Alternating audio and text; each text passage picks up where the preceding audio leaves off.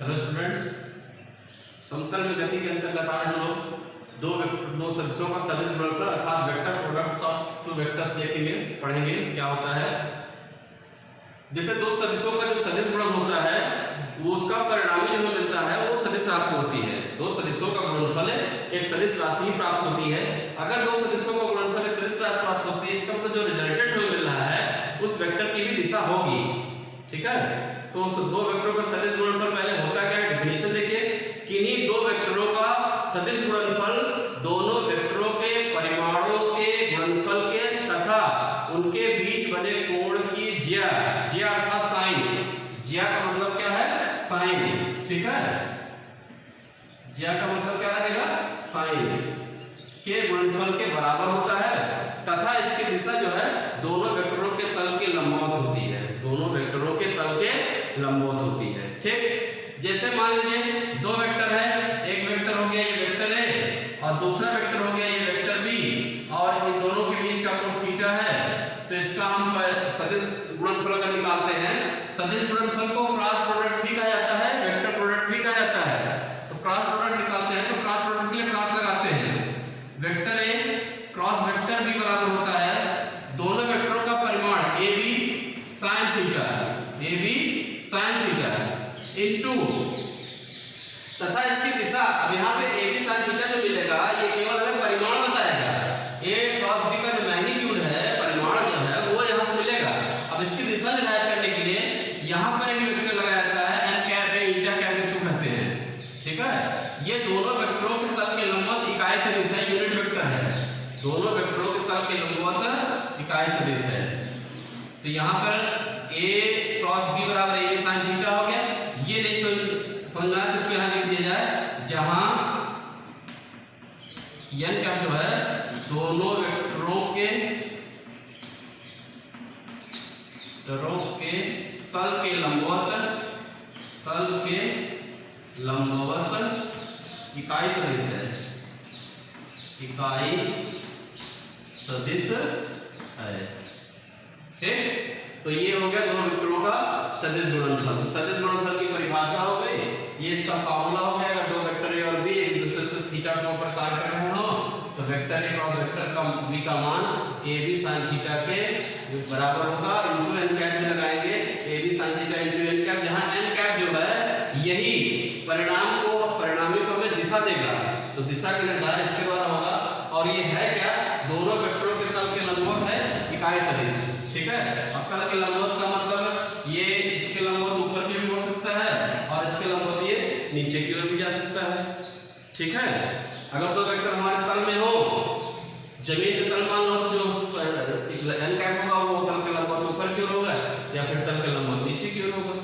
ठीक है, तो ये हो गया दो वेक्टरों का सदिश गुणनफल, vector products of two vectors. ठीक,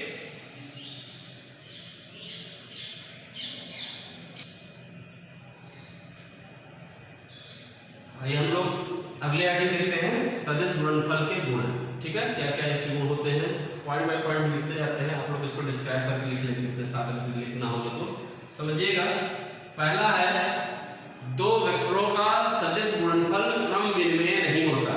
दो वेक्टरों का सदिश गुणनफल क्रम विनिमय नहीं होता है। आदिश में क्रम विनिमय होता था, आदिश गुणनफल में क्रम विनिमय होता है, लेकिन सदिश गुणनफल में क्रम विनिमय नहीं होता है। इसका मतलब क्या हुआ, vector A cross vector B not equal to vector B cross vector ए।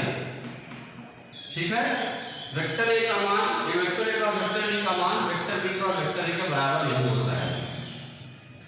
या इसको इस प्रकार से लिख सकते हैं, अगर क्रम विनिमय नहीं होता है तो क्या होता है, vector A cross vector B equal to minus vector B cross vector A, vector B cross vector A. ठीक, दूसरा पॉइंट देखिए,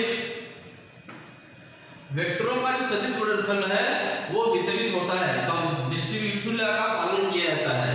तो इसका मतलब हुआ कि यदि vector A cross vector B plus vector C दिया गया है तो ये दो भागों बढ़ भी सकता है, vector A cross vector B plus vector A cross vector C. ठीक है, यहाँ पे ये दो भागों में बट गया है। यहाँ पे क्रॉस एक लगा था, यहाँ ठीक है। तो इसको कहते हैं वितरण नियम, मतलब दो से अधिक वेक्टरों का सदिश गुणनफल वितरित भी होता है, ठीक है। तीसरा, यदि किसी वेक्टर के साथ कोई पार्शियल संख्या का मल्टीप्लिकेशन हो जाए m क्रॉस वेक्टर v, तो इसको हम इस प्रकार से भी लिख सकते हैं vector a cross m vector v, ये भी हो सकता है। या इसके साथ कोई संख्या का गुणा किया गया हो, या इसके साथ कोई संख्या का गुणा किया गया हो, तो जो हमारा रिजल्टेंट होगा वो m ab sin theta into n cap के बराबर होगा, m ab sin theta into n cap, ठीक है। अगला पॉइंट इसको लिखेंगे कैसे, यदि किसी वेक्टर के साथ किसी संख्या का गुणा हो तो गुणनफल में भी उस संख्या का गुणा हो जाएगा, ठीक है। चौथा पॉइंट, यदि दो वेक्टर एक दूसरे के लंबवत हो, यदि दो वेक्टर एक दूसरे के लंबवत हो तो उनका सदिश गुणन क्या होगा। लंबवत का मतलब यदि थीटा बराबर 90 डिग्री, थीटा बराबर 90 डिग्री हो तब क्या होगा, vector A cross vector B is equal to होता है A B sine theta into N cap, A B sine theta into N cap. तो यहाँ पर ए बी साइन थीटा क्या रखा जाए 90 डिग्री, तो 90 रखेंगे तो साइन 90 की वैल्यू 1 होती है, तो हो जाएगा 1 इंटू एन कैप। इसका मतलब हो गया vector A cross vector B equal to हो गया ए सुगंधिं पुष्टिवर्धनम् उर्वारुकमिव